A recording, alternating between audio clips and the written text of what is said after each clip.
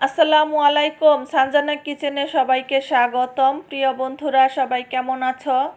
চলে এসেছি প্রতিদিনের মতো আবারও আরেকটি মজাদার রেসিপি নিয়ে। আজকে তোমাদের সাথে খুবই ইউনিক একটা রেসিপি শেয়ার করব। আশা করি রেসিপিটা তোমাদের কাছে খুবই ভালো লাগবে। আজকে তোমাদেরকে করে দেখাবো আলু দিয়ে লইট্টা মাছের মজাদার এই রেসিপিটা। একদম সহজ এবং অল্প সময়েই তোমরা ঝটপট এই মজাদার রেসিপিটা বাসায় করে নিতে পারো। তো চলো রেসিপিটা শেয়ার করে দেই। এই রেসিপিটা করার জন্য আমি এইখানে 2টা আলু হাফ সেদ্ধ করে নিয়েছি, নিয়ে 4 পিস করে নিয়েছি। এখন আমি একটা ছুরি দিয়ে এই রকম করে মাঝখানের অংশটুকু উঠিয়ে নেব। আস্তে আস্তে করে উঠাতে হবে, না হয় ভেঙে যেতে পারে। তো আমার রেসিপিটা যদি তোমাদের কাছে ভালো লেগে থাকে প্লিজ লাইক কমেন্ট শেয়ার করে দিও। আর আমার চ্যানেলে যারা নতুন বন্ধু আছো তারা প্লিজ আমার চ্যানেলটি সাবস্ক্রাইব করে আমার পাশে থেকে যেও। আর শুরু থেকে শেষ পর্যন্ত আমার সাথে থেকে আমাকে ফুল ওয়াচ দিয়ে দিও প্লিজ বন্ধুরা। আর একটা লাইক কিন্তু অবশ্যই দিয়ে দিও, কারণ আমার অনেক বন্ধুরা আছে ভিডিও দেখে কিন্তু লাইক দিতে ভুলে যায়। প্লিজ বন্ধুরা একটা লাইক দিয়ে দিও। তো আমি এই রকম করে একটা উঠিয়ে নিয়েছি। দেখো বন্ধুরা, আমি আগেই 2টা উঠিয়ে রেখেছিলাম, তোমাদেরকে দেখিয়ে দিলাম। তো আমার এইটাও উঠানো হয়ে গেছে। দেখো এই রকম করে আমি সবগুলোই উঠিয়ে নেব। খুবই সহজ একটা রেসিপি তোমাদের সাথে শেয়ার করলাম। আশা করি রেসিপিটা তোমাদের কাছে খুবই ভালো লাগবে। তো দেখো বন্ধুরা, আমি এইগুলা উঠিয়ে নিয়েছি। এই রকম করে আমার উঠানো হয়ে গেছে। এখন আমি এর ভেতরের পোরটা বানিয়ে নেব।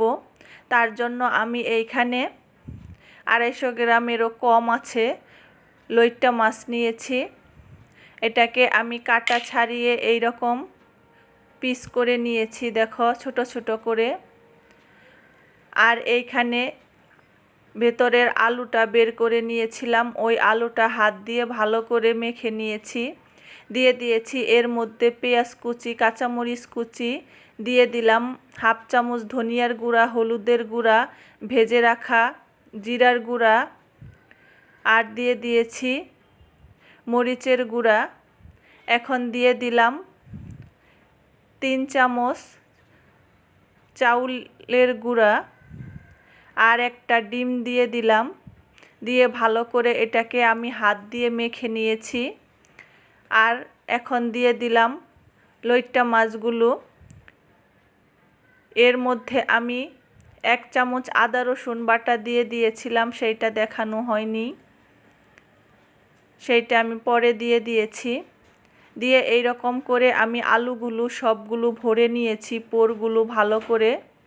এখন আমি চলে যাচ্ছি চুলাইতে কড়াইতে তেলটা দিয়ে দিয়েছি। তেলটাও গরম হয়ে গেছে। এর মধ্যে আমি আলুগুলো এক এক করে দিয়ে দিলাম, দিয়ে ওপর করে দিয়ে দেব। তো দেখো বন্ধুরা, আমার একটা পাশ ভাজা হয়ে গেছে, আমি উল্টিয়ে দিচ্ছি। আর একটা পাশ ভেজে নেব। দেখো বন্ধুরা কতটা সুন্দর হয়েছে এটা, খেতেও কিন্তু ভীষণই মজা।